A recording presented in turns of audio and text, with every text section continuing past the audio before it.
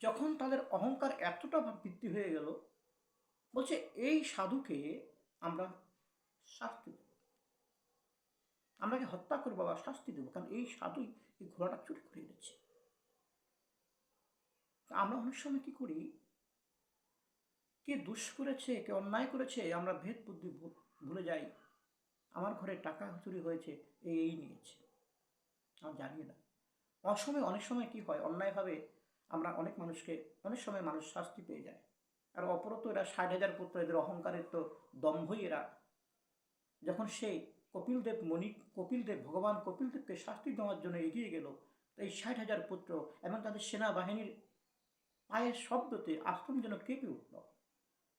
সঙ্গে সঙ্গে ভগবান কপিল মুনি জেগে উঠল, দেখছে যে এই সন্তানগুলি সেনা সমন্ত আমাকে মারার জন্য ধাবিত হয়ে আসছে। ভগবান তখন সঙ্গে সঙ্গে নিজের চোখ থেকে অগ্নি নির্গত করে এই ৬০,০০০ পুত্রকে ভস্ম করে দিল। সঙ্গে সঙ্গে সেই সাগরের সেই ৬০,০০০ পুত্র ধ্বংস হয়ে গেল, পুড়ে ছাই হয়ে গেল। মানুষ অহংকারে মানুষের পতন হয়, তার পতন হলো প্রমাণ মহারাজ সগরের পুত্রদের। এদিকে রাজা সগর এতদিন তার অশ্বের ঘোড়া ছিল না, তার সন্তানরাও পাচ্ছে না। কোথায় তার সন্তানরা? তার কোথায় গেল তার অশ্বের ঘোড়া? তাকে পাওয়া যাচ্ছে না। সেই যজ্ঞের ঘোড়া কোথায় গেল? তখন বিভিন্ন সেনাদেরকে আবার পাঠালো তাদের খোঁজ করার জন্য। কোনোভাবেই তাদের খোঁজ পাওয়া গেল না। অবশেষে তার আরেক স্ত্রীর কৌশলীর গর্ভে অশ্বসম নামে এক পুত্র জন্মায়। অসমনঞ্জের পুত্রের নাম হলো অংশুমান। সে দায়িত্ব নিল যে আমি খুঁজে বের করব। সে খুঁজতে খুঁজতে খুঁজতে খুঁজতে সব খোঁজার পরে সে পাতালে চলে গেল। যখন যে সে পাতালে একটা বিশাল সুড়ঙ্গ, সেখানে গিয়ে দেখল মহা ভগবান কপিলদেব ধ্যানে বসে আছে। সে কপিলদেবকে দেখে চিনতে পারল। অংশুমানের মধ্যে অহংকার বোধ তো নেই, তার মনে মনে ধার্মিক ভাবে স্বভাব, তিনি ভগবানকে দেখে চিনতে পারল। এবার কপিল দেবকে প্রণাম করল, তার স্তুতি করল, হে ভগবান, তাকে স্তুতি করে তাকে পরিক্রমা করল। বলছে, তখন কপিলদেব বলছে, কে তুমি? বলছে, আমি সগর রাজার নাতনি। আমার কাকা, আমার যে কাকা যারা এখানে এসেছিল অশ্বকে খোঁজার জন্য, অশ্বটাকে দেখতে পাচ্ছি, তাদেরকে দেখতে পাচ্ছি না। বলছে, তারা তোমার যে কাকা এবং জ্যাঠা যারা তোমাদের পূর্বপুরুষরা,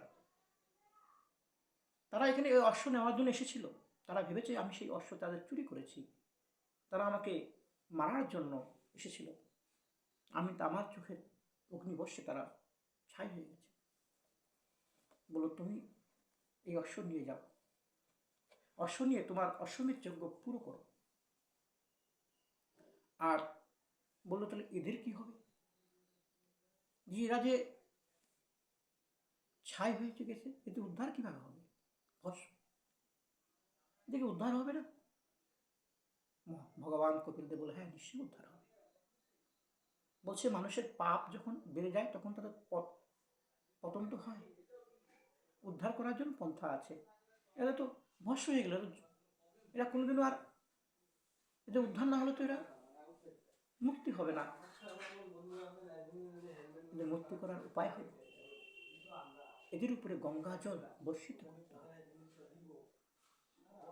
গঙ্গা জল বর্ষিত করলে তারপরে এরা উদ্ধার হবে। এখন সেই গঙ্গাকে আনতে হবে। বলে, গঙ্গা তো পৃথিবীতে নেই, গঙ্গা আছে স্বর্গে। সেই গঙ্গাকে আনার ফলে তারা সে উদ্ধার পাবে। এই কথা বলে ভগবান কপিলদেবকে পরিক্রমা করে অশ্ব নিয়ে অংশুমান চলে গেল অযোধ্যায়। অযোধ্যা যাওয়ার পরে তার সগরকে সমস্ত ঘটনা খুলে বলল, এবং পরবর্তীকালে সগর তার অহংকার ত্যাগ করে বলছে, সত্যি আমার সন্তান ছিল না, কিন্তু আমি এত অহংকার হয়ে গেছিলাম, সন্তান পাওয়ার পর আমি ভুলে গিয়েছিলাম, তাই আমি এই সংসার আর করতে চাই না, আমি এই রাজ্য আর করতে চাই না। অংশুমান, আমি তোমার কাছে এই রাজ্য দিয়ে আমি এই রাজ্যভার থেকে দায় মুক্ত হতে চাই। অংশুমান রাজ্যভার নিল এবং অযোধ্যার